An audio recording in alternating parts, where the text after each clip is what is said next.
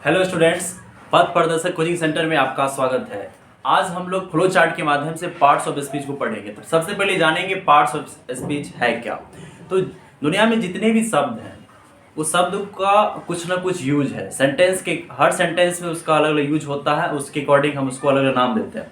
जिसमें सबसे पहले हम जानेंगे नाउन के बारे में, है ना। तो सेंटेंस में कहीं नाउन नाउन कैसे ट्रीट होगा, कैसे सब्जेक्ट रूप में कब ट्रीट होता है, कब ऑब्जेक्ट रूप में ट्रीट होता है, वो हम समझेंगे।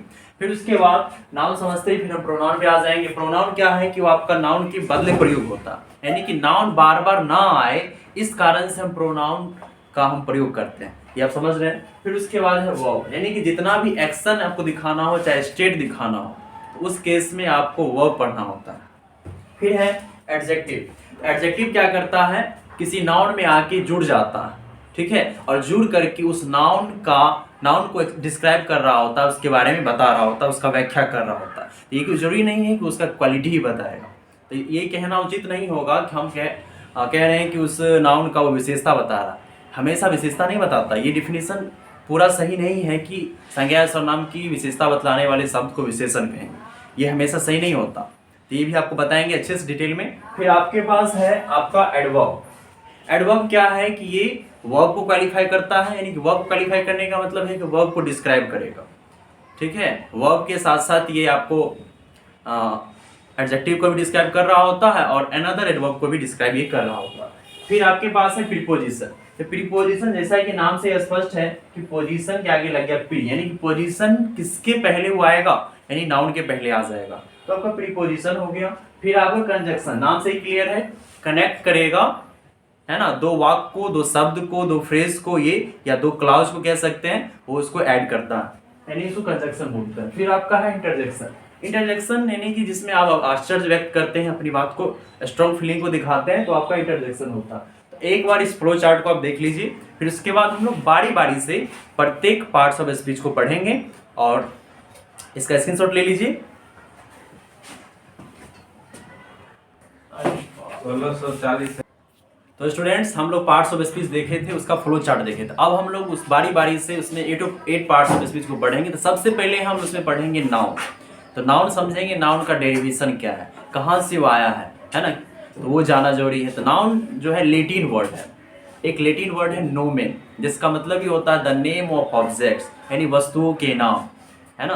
तो ये वहाँ से आया है ये नाउन।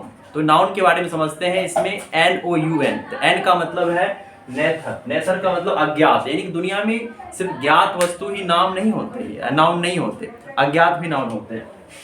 जैसे एयर, एयर को हम देखा नहीं, किसी ने नहीं देखा, सिर्फ उसको महसूस कर सकते हैं। तो जिसे हम नहीं देख रहे वो भी नाउन है, यानी अज्ञात वस्तु भी नाउन होता है, यानी उसका भी नाम है, यानी वो नाउन है। जिसका भी नाम हो वो नाउन होता है। तो एयर हो गया। फिर आपके पास सल्फर। सल्फर, तो सल्फर भी आपका नाउन है, ठीक है, यानी कि नॉन लिविंग होने के बावजूद भी ये नाउन है। लिविंग होगा तो नाउन तो होगा ही, जो नॉन लिविंग है वो भी नाउन होगा। तो सल्फर है। ऑर्गेनिज्म, ऑर्गेनिज्म जिसको आप देख पाते हैं, जो जितना भी लिविंग ऑर्गेनिज्म आप देख पाते हैं, लेकिन माइक्रो ऑर्गेनिज्म ये भी लिविंग है, लेकिन आप उसको नहीं देख पाते, यानी अज्ञात होने के बावजूद भी ये नाउन है। फिर आगे देखिए रोबोट। तो रोबोट क्या है, नॉन लिविंग है ना। ये भी इंसान की तरह ट्रीट करता है, जब इसमें मशीनरी चीज हम यूज करते हैं तब। तो ये आपको जानना होगा, ये भी नाउन है। फिर एक्साइटमेंट। एक्साइटमेंट वो फीलिंग है जब इंसान खुश होता है तो उस चीज़ को प्रकट करता है। तो जब खुश होते हैं तो आप मुस्कुरा करके, उछल के, कूद के आप दिखाते हैं, तो इससे पता चलता है कि आप एक्साइटमेंट में हैं, मतलब आपके अंदर एक्साइटमेंट आ चुका है, मतलब वो भी नाउन है, वो फीलिंग है। फिर इसके बाद लाफ्टर। तो लाफ्टर यानी कि लाफ एक वर्ड है ना, उसमें ईयर लग गया तो आपका हो गया लाफ्टर। तो लाफ्टर क्या है, नाउन है, ये भी याद रखना है आपको। फिर उसके बाद जजमेंट, है ना। जितने भी न्यायाधीश होते हैं उनका एक टीम बनता है, जिसको जूरी बोलते हैं।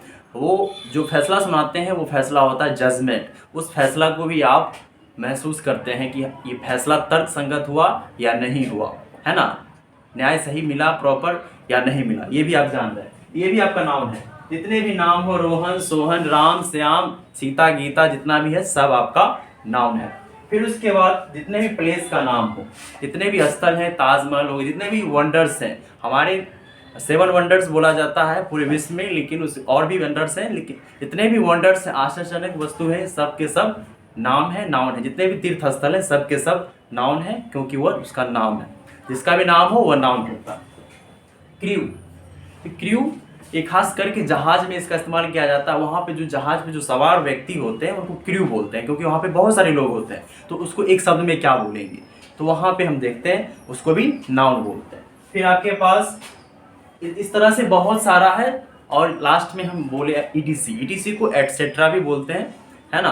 इत्यादि हिंदी में बोलते हैं, आदि बोलिए, इत्यादि बोलिए, है ना। कभी भी एग्जाम्पल को लिखें तो इजी लिखें, स्मॉल ई और स्मॉल जी, ना कि कैपिटल ई और एक्स। कैपिटल ई और स्मॉल एक्स लिखेंगे इसका मतलब एक्सरसाइज हो गया, अभ्यास।